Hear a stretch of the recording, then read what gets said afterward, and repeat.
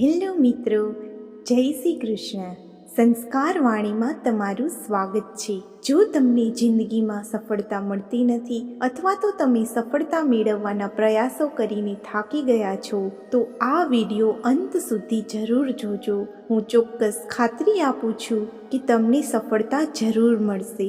અને આ વિડીયો પસંદ આવે તો આ વિડીયોને લાઈક કરો, શેર કરો અને સંસ્કાર વાણી ચેનલને સબસ્ક્રાઈબ કરો. એક વાત સાચી કે હસતા ચહેરા પાછળ ઘણું દર્દ છુપાયેલું હોય છે. દુનિયા બહુ વિચિત્ર છે. અહીં લોકો જીવનભરના વચનો આપે છે અને પછી એક ક્ષણમાં એકબીજાને છોડી દે છે. કુટુંબ માત્ર સાથે રહેવાથી જ નહીં, પરંતુ પ્રેમ, આદર અને પ્રવાહથી બને છે. જ્યાં બીજાને સમજવું અઘરું હોય ત્યાં પોતાને સમજવું વધુ સારું છે. એકવાર એક બાળકે તેના પિતાને પૂછ્યું, પપ્પા, મારા જીવનની કિંમત શું છે?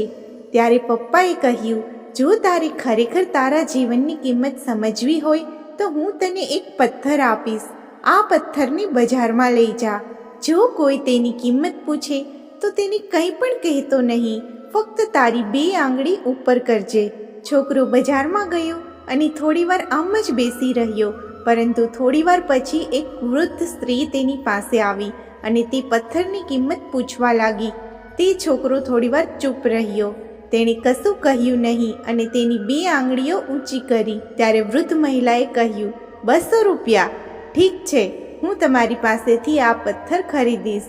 બાળક અચાનક ચોંકી ગયો. એક પથ્થરની કિંમત 200 રૂપિયા છે, જે ગમે ત્યાં ઉપલબ્ધ છે. હવે તે તેના પિતા પાસે ગયો અને કહ્યું કે તેને એક વૃદ્ધ મહિલા મળી છે જે આ પથ્થર માટે 200 રૂપિયા આપવા તૈયાર છે. પપ્પાએ કહ્યું, આ વખતે તું પથ્થરને મ્યુઝિયમમાં લઈ જા અને ત્યાં તેની કિંમત શોધ. કોઈ કંઈ પૂછે તો 2 આંગળીઓ ઊંચી કરજે. છોકરો મ્યુઝિયમમાં ગયો અને ત્યાં એક માણસે તેના હાથમાં પથ્થર જોયો. પછી તેણે તે પથ્થરની કિંમત પૂછી. તે બાળક થોડીવાર ચૂપ રહ્યો. તેણે 2 આંગળીઓ ઊંચી કરી અને માણસે કહ્યું, 20,000 રૂપિયા. ઓકે, હું તમને આ પથ્થર માટે 20,000 રૂપિયા આપવા તૈયાર છું. તમે મને આ પથ્થર આપો.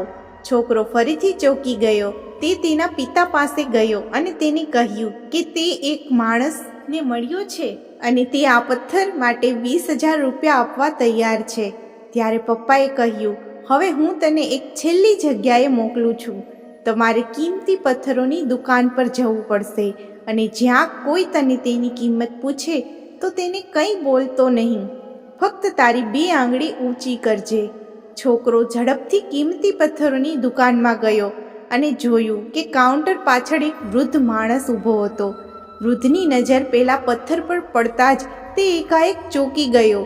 તે કાઉન્ટર પરથી બહાર નીકળ્યો અને તરત જ બાળકના હાથમાંથી પથ્થર લઈ લીધો અને કહ્યું કે હે ભગવાન, મેં આખી જિંદગી આ પથ્થરને શોધવામાં ખર્ચી નાખી છે. તને તે ક્યાંથી મળ્યો? આ પથ્થરની કિંમત શું છે? આ પથ્થર મારે ખરીદવો છે. તમે આ પથ્થર મને કેટલા રૂપિયામાં વેચશો? તે પછી તે મૌન રહ્યો અને તેની 2 આંગળીઓ ઊંચી કરી. ત્યારે વૃદ્ધે કહ્યું, 2 લાખ રૂપિયા? ઠીક છે, આના માટે હું તમને 2 લાખ રૂપિયા આપવા તૈયાર છું. તમે મને આ પથ્થર આપી દો. છોકરાને તેની આંખ પર વિશ્વાસ ન આવ્યો. તે ઝડપથી તેના પિતા પાસે ગયો અને કહ્યું કે એક વૃદ્ધ વ્યક્તિ તેના માટે 2 લાખ રૂપિયા આપવા તૈયાર છે. ત્યારે તેના પિતાએ કહ્યું કે હવે તું તારા જીવનની કિંમત સમજી ગયો છે ને? તમે તમારી જાતને ક્યાં રાખો છો તેના પર તમારા જીવનનું મૂલ્ય નિર્ભર છે. તમારે નક્કી કરવાનું છે કે તમારે 200 રૂપિયાનો પથ્થર બનવો છે કે 2 લાખ રૂપિયાનો. જીવનમાં એવા ઘણા લોકો છે જે તમને ખૂબ પ્રેમ કરે છે. તમે તેના માટે બધું જ છો. અને કેટલાક લોકો એવા છે જે તમને એક વસ્તુ તરીકે ઉપયોગ કરશે. તેમના માટે તમે કંઈ નથી અને તે તમારા પર નિર્ભર છે કે તમારા જીવનનો અર્થ શું છે, તમારા જીવનની કિંમત શું છે. 1 મહિના અથવા 1 વર્ષમાં શું થઈ શકે છે તે વિચારશો નહીં, પરંતુ તેના બદલે 24 કલાકમાં શું થઈ શકે છે તે વિશે વિચારો. જીવન 1 મિનિટમાં બદલાતું નથી, પરંતુ 1 મિનિટ વિચારીને લીધેલો નિર્ણય ચોક્કસથી જીવન બદલી નાખે છે. તમારી જાત પર વિશ્વાસ કરતા શીખો. આ તમારી તાકાત બની જશે. જો તમે બીજા પર વિશ્વાસ કરશો તો તે તમારી નબળાઈ બની જશે. જીભ આપણા શરીરમાં સૌથી હલકી છે, પરંતુ હજુ પણ ઘણા લોકો તેનું વજન સંભાળી શકતા નથી. સફળતા પ્રાપ્ત કરવા અને સફળતા પ્રાપ્ત કર્યા પછી તેને જાળવી રાખવા માટે જરૂરી છે કે તમે હંમેશા તમારી જીભ પર નિયંત્રણ રાખો. જ્યાં નારાજગીનું સન્માન ન થાય ત્યાં ગુસ્સો કરવાનું બંધ કરવું જોઈએ. જો તમારે જિંદગીમાં સુખી થવું હોય તો બીજાની બકવાસને અવગણતા શીખો. ઈરાદો અને વિચાર સારો હોવો જોઈએ. કોઈ પણ વ્યક્તિ સારી રીતે વાત કરી શકે છે. જ્યાં સુધી તમે ડરશો ત્યાં સુધી અન્ય લોકો તમારા જીવન વિશે નિર્ણયો લેવાનું ચાલુ રાખશે. જો તમારી ભૂલો સ્વીકાર્યા વિના તમે ક્યારેય સારા બની શકતા નથી. જ્યારે પણ હું તૂટું છું ત્યારે એકલી તૂટી પડું છું, કારણ કે આ દુનિયા તમાશો જોવામાં જ નિષ્ણાંત છે. તમે જેટલું મધુર બોલશો તેટલા તમારા મિત્રો હશે, અને તમે જેટલું કડવું બોલશો તેટલું ખરાબ તમે ભોગવશો. આ સ્વાર્થી દુનિયામાં ખૂબ સારું હોવું પણ ખરાબ છે. સમય, હવામાન અને લોકોનો સ્વભાવ એક જ છે. કોણ જાણે ક્યારે ક્યાં બદલાશે તે ખબર જ નથી. રડવું એ નબળાઈ નથી. ક્યારેક રડવું વ્યક્તિને મજબૂત બનાવે છે. જ્યારે માણસની આંખમાંથી આંસુ વહેવા લાગે ત્યારે સમજવું કે મુસીબત પહાડ કરતાં પણ મોટી છે. સમય કરતાં વધારે ફક્ત તે જ સંબંધોની મહત્ત્વ આપો જેણે તમને કેટલીક વાર ટેકો આપ્યો હોય.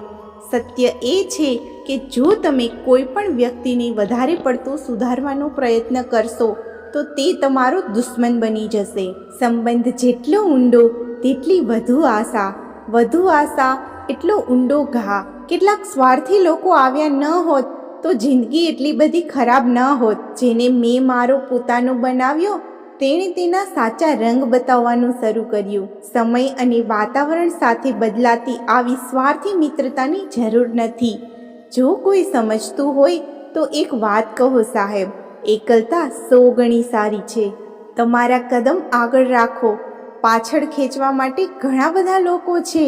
અત્યારે મતલબ સિવાય કોણ કોને પૂછે છે? ઝાડ સુકાઈ જાય છે ત્યારે પક્ષીઓ પણ માળો નથી બનાવતા. હું એવા લોકોની નફરત કરું છું જેઓ તમને ટેકો આપવાની વાત કરે છે, પરંતુ સમય આવે ત્યારે બદલી નાખે છે. જે ખરાબ સમયમાં તમારી ખામીઓ ગણવાનું શરૂ કરી દે તેનાથી વધુ ખરાબ વ્યક્તિ કોઈ નથી. ઠોકરો તમને મજબૂત બનાવે છે. દિલને ત્યારે જ આંચકો લાગે છે જ્યારે કોઈને છેતરનાર પર દ્રઢ વિશ્વાસ હોય, પરંતુ વ્યક્તિએ ક્યારેય બીજા ઉપર હસવું ન જોઈએ.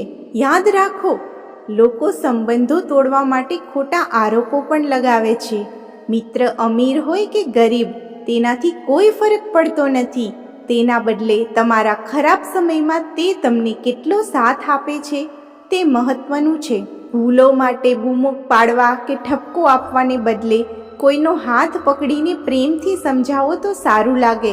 જેઓ ખરેખર વાત કરવાનું જાણે છે તેઓ ઘણીવાર મૌન રહે છે. મદદ કરવા માટે તમારે શ્રીમંત હોવું જરૂરી નથી. મદદ કરવાનો ઈરાદો હોવો જોઈએ. ભગવાન અમુક સંબંધો બગાડે છે જેથી આપણું જીવન બગડે નહીં. એકલા રહેવું અને એકલા રડવું ક્યારેક વ્યક્તિને ખૂબ જ મજબૂત બનાવે છે. જો તમે સારા સંબંધો ઈચ્છતા હો તો તેમને ઊંડાણપૂર્વક જાળવી રાખો. કેટલીક વાર ખૂબ સારા હોવા માટે કિંમત ચૂકવવી પડે છે. જ્યારે સમય સારો હોય છે ત્યારે તમારી ભૂલો પણ મજાક જેવી લાગે છે, અને જો સમય ખરાબ હોય છે ત્યારે મજાક પણ ભૂલ બની જાય છે. તમારી ખુશી તમારી પાસે રાખો. આ દિવસોમાં લોકો ખૂબ જ ઝડપથી વસ્તુઓની નોંધ લે છે. તમારી લાગણીઓ દરેક સાથે શેર કરવાનું બંધ કરો. ફરી પ્રયાસ કરતા ડરશો નહીં, કારણ કે આ વખતે શરૂઆત સાંભળવાથી નહીં પરંતુ અનુભવથી થશે. ક્યારેક આપણે ખોટા નથી હોતા, પરંતુ આપણી પાસે એવા શબ્દો નથી હોતા જે આપણને સાચા સાબિત કરી શકે. જ્યાં સુધી તમારી પાસે પૈસા હશે ત્યાં સુધી દુનિયા પૂછશે, ભાઈ કેમ છો? આ દુનિયાનો કોઈ રંગ નથી, કોઈ સહેલી નથી. જો તમારી પાસે પૈસા છે તો બધું જ છે, અન્યથા કોઈ સપોર્ટ નથી. માણસ સારો હતો આ સાંભળવા માટે તો તમારે મરવું પડશે. તમે કેમ બિનજરૂરી ચિંતા કરો છો? તમને કોનો ડર છે? તમને કોણ મારી શકે છે? આત્મા જન્મતો તો નથી, આત્મા જન્મતો પણ નથી અને મરતો પણ નથી. માળા જો સોનાની હશે તો ચોર આવશે અને માળા જો તુલસીની હશે તો માખણ ચોર આવશે. વિચારોની દુનિયા ખૂબ જ સુંદર છે. ફક્ત કૃષ્ણથી પ્રારંભ કરો અને કૃષ્ણથી જ સમાપ્ત કરો. કોઈની પાસે એટલી ઉમ્મીદ ન રાખો કે ઉમ્મીદની સાથે સાથે તમે પણ તૂટી જાઓ. કોઈના ચહેરા પર સ્મિત લાવી જવો સાહેબ. અંદરનો રામ અને ઉપરનો શ્યામ બંને ખુશ થશે. હિંમત કરવાથી કદાચ તમને અસ્થાયી હાર મળશે, પરંતુ હિંમત નહીં કરવાથી તો તમને કાયમી હાર જ મળશે. જ્યારે તમને એવું લાગે કે બધું તમારી વિરુદ્ધ થઈ રહ્યું છે, ત્યારે યાદ રાખો કે વિમાનને ઉપર જવા માટે પવનની વિરુદ્ધ જવું પડે છે, નહીં કે પવન સાથે. પરિસ્થિતિની ચિંતા ન કરો. તમે જે સ્થાને છો તેનાથી ઉપર જવાની કોશિશ કરો. પ્રયત્નો કદી નિષ્ફળ જતા નથી. હારીને પણ ના હારવું એ શરૂઆત છે જીતની. તકલીફો હંમેશા એક નવો માર્ગ બતાવવા આવે છે. બે હાથની તાકાતથી ક્યારેક 10 લોકોને હરાવીએ, પરંતુ બે હાથ જોડીને લાખો લોકોના દિલ જીતી શકીએ. આગળ વધવાની જેમને તમન્ના છે તેમને આ દુનિયામાં કોઈ જ રોકી શકતું નથી. પહાડોના કારણે નદીઓના પ્રવાહ ક્યારેય રોકાતા નથી. મિત્રો, આ વિડીયોમાં બસ આટલું જ. આગળના વિડીયો માટે ચેનલને સબસ્ક્રાઈબ જરૂર કરજો. જય શ્રી કૃષ્ણ. તમારો ખૂબ ખૂબ આભાર.